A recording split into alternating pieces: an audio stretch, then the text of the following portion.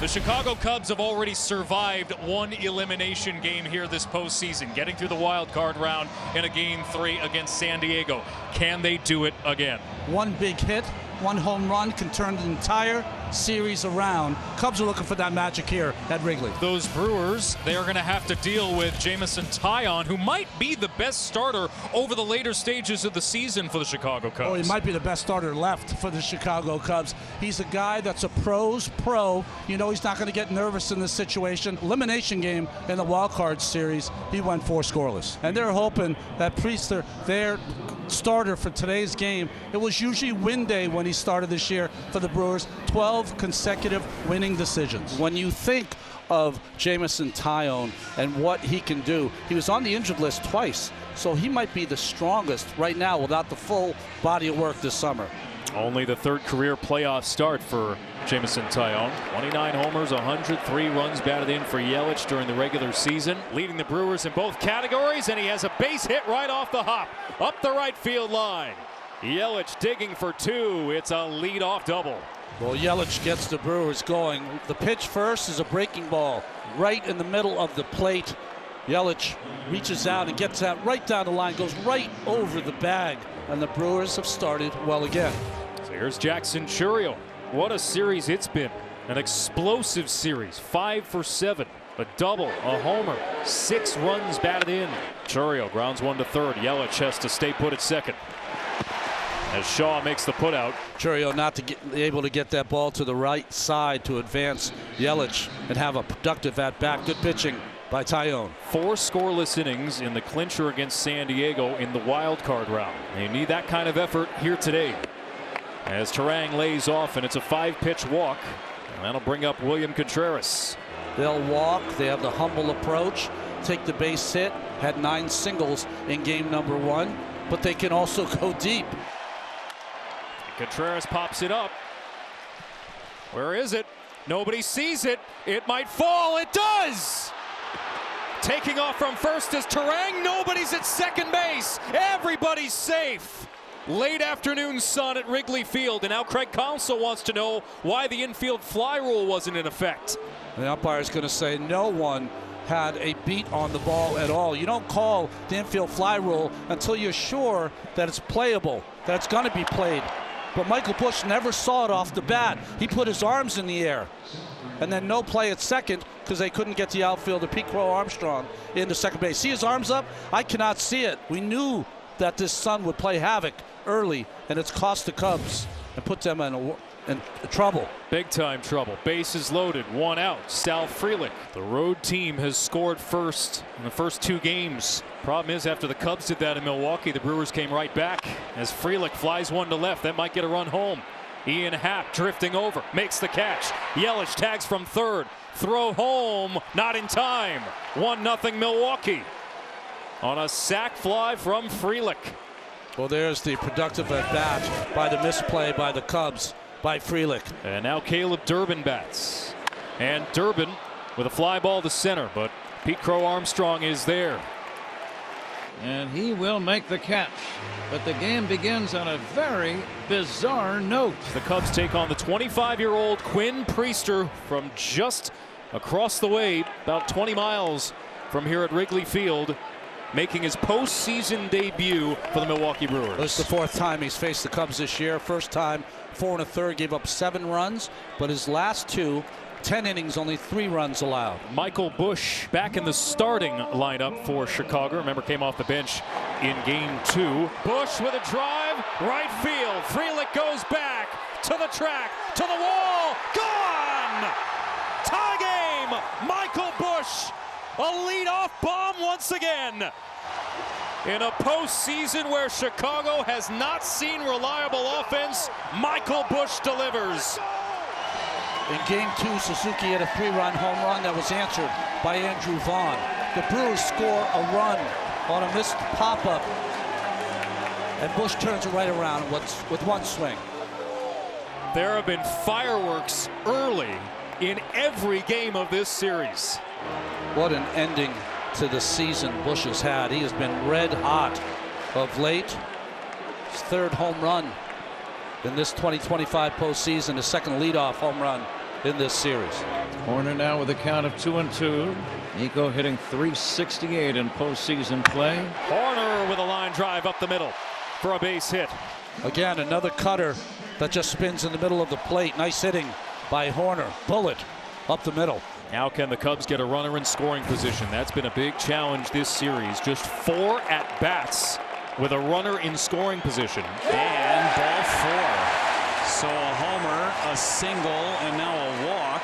So for Quinn Priester, again, it's been a long time since he's worked. Trying to harness the emotions of his first postseason appearance, pitching at a ballpark that he came to as a fan, as a kid. 40,000 Cubs fans in full throat. And he's yet to retire a batter. Suzuki to right field, curling towards the corner. Frelick slides and comes up with the catch. Sal Frelick with a tremendous catch in right.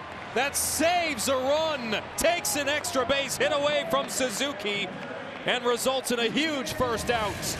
Well, this Milwaukee defense has been bailing out its pitchers all season long. What a play. One of the only ballparks where down the right and left field line it bays out and it plays deeper. And he made it all the way to the line, sliding catch. That's the only way you can make that play. You can't run full bore because you'll run straight into the wall. And Ian takes outside, ball 4. Horner still at third. Happ gets the walk. Let's see what Pat Murphy, the manager, wants to do with Carson Kelly coming up. 1-2 to Kelly. Swing and a miss. He struck him out. He went to the slider and he strikes out Carson Kelly for out number 2.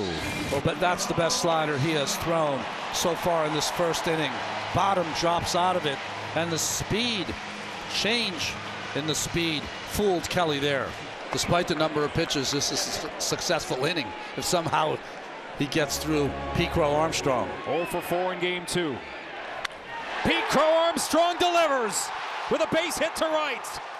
That'll score 2, and the Cubs have the lead in game 3. Contact-oriented indeed by Pete Crow Armstrong. Another cutter that sits right in the middle of the plate. A bullet to right field off the bat of Crow Armstrong. It's also going to cost Priester his place in the game. Wrigley Field is alive, and so are the Cubs. A 3-1 lead, and Priester unable to get through the first. Milwaukee used 7 pitchers in game 2 of this series, and Nick Mears will come on to pitch for the Brewers. Dansby Swanson at the plate, a 3-time All-Star. And there goes Pete Crow Armstrong, and the ball gets away all the way to the backstop. That'll score a run. Ian Happ scampers home on the wild pitch. Traffic for the Cubs, making things happen, attempting a steal. You saw Contreras coming out of his crouch early to try to throw that ball and wasn't able to handle it on his backhand. A late start by Happ, but plenty of time to get in there with the 4th run. Exactly what Craig Counsell was looking for. Chaos for the Cubs offensively. Another payoff, and Swanson lays off for ball 4. Matt Shaw looking for his first hit this postseason. This would be a good time for it. Swing and a miss, and a fastball up and in. And Mears finally retires the side. After a long wait, Jameson Taillon returns to work, facing 7, 8, and 9 here for Milwaukee. The Cubs leading 4-1. Bowers walked in his only plate appearance as a pinch hitter in game 1, and he chops one up the middle. Swanson was shifted that way. 1 yard. How about a baker's dozen? Ball boy in the third base camera well, or ball man, I should say, getting to work out. Well, this is some at bat, some battle between Taillon and Lockridge. JMO's pitch count, that's the only thing you worry about is pitch count now. It's climbing. He's at 37 pitches here in the 2nd inning. And now the payoff. Swing and a miss. He got him. Took something off. And Lockridge finally strikes out after a lengthy battle. Taillon was able to come back on the hitters, didn't walk anyone, retired 1 on a ground ball and 1 on that strikeout. The pitch, swing and a miss, strike 3. Back-to-back strikeouts for Jameson Taillon. Now for Quintana, everybody has to be ready this time of year, but you're thrust into this where you have to eat some innings. Suzuki drives one towards the gap. It's down for a base hit. and off the ivy. A leadoff double for Suzuki in the home half of the third. I don't think we've seen anybody in the last 9 or 10 games for Suzuki hit the ball any harder. Takes outside ball 4. Here is Pete Crow Armstrong. It was his base hit that snapped the 1-1 tie and gave the Cubs the lead. The next pitch, check swing, it's low and outside, and strike 3 called. Crow Armstrong thought he checked. Third base umpire Blakeney said he swung. That's about as angry as we've ever seen Pete Crow Armstrong. And he is still jawing long range at Blakeney. Yeah, that's the last thing Cubs need is for Pete to get thrown out of the game. We're getting another look at it here. And I think he did check his swing. Yeah, he did. He was did a not bad swing. call Yeah, by Blakeney. it's not good, yeah. So that's out number 2, and the batter is Dansby Swanson. Let's see if Dansby can come through. It's a ground ball sharply hit to short.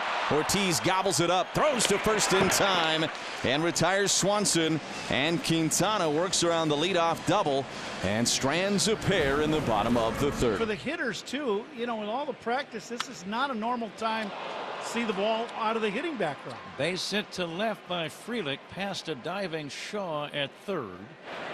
And Durbin lines one to right. Back-to-back opposite field hits for the Brewers, and they have something cooking here in the fourth. Well, this team can really string hits together.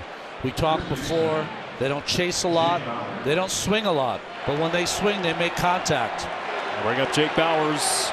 Only his second career playoff start. Up the middle from Bauers, a base hit. Frelick around third, he will score. Throw to third, not in time. As Durbin slides in safely, going first to third on the RBI single from Bauers. And the Brewers have cut it down to 2. Again, just stringing these hits together, working the at-bat. Did Bauers finally gets a fastball up in the strike zone and delivers with the third straight base hit. And look at Frelick, who can fly. He's going to score easily, trailing by a couple of runs, still being aggressive on the base paths. And Taillon's in trouble here. Lockridge has so much speed that you're not assured of a double play even with the ball on the ground. The last 3 hitters, all 3 wound up singling. Lockridge lays down a bunt. It's a squeeze play. Toss home. They have Durbin in a rundown.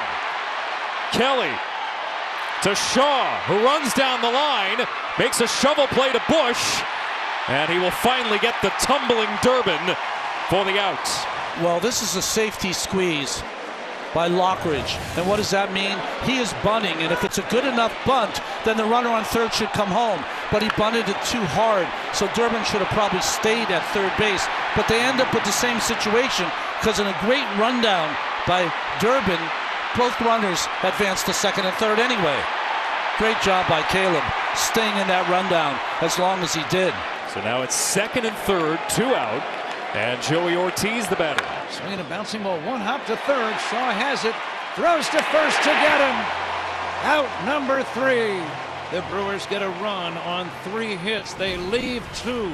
And the Cubs have had the better of the Brewers so far. We head to the 7th golden hour here in Chicago on a perfect night for postseason baseball. Andrew Kittredge out of the bullpen.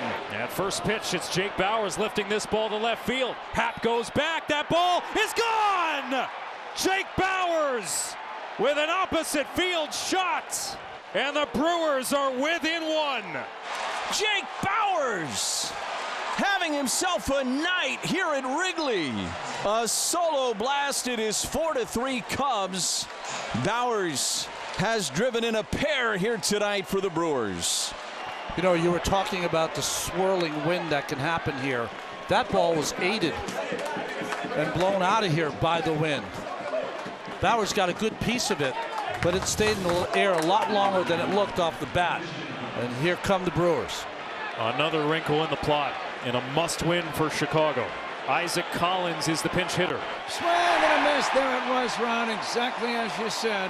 A low inside slider, swung on and missed. He probably chased ball 4. Perkins rolls over on 1. Horner makes the put out. Lineup will turn over. Here's Yelich. You know, Bauers led off this inning with that home run to left field. Yelich has tremendous power to left field as well. Ground ball back to the mound, fielded by Kittredge. Underhands to Bush in time. Inning over. Milwaukee gets a run on the home run by Bauers. But the Cubs lead 4-3 in the middle of the seventh. It's one of those classic scenes here at Wrigley Field in Chicago in October. And they get a hit here with one out from Nico Hoerner. Rounding first, staying put. One out single. And Horner's second hit of the night. Kyle Tucker singled his last time as he bats here with a runner on and one out. And Tucker puts this into right. Back-to-back hits for Chicago as they look for some insurance.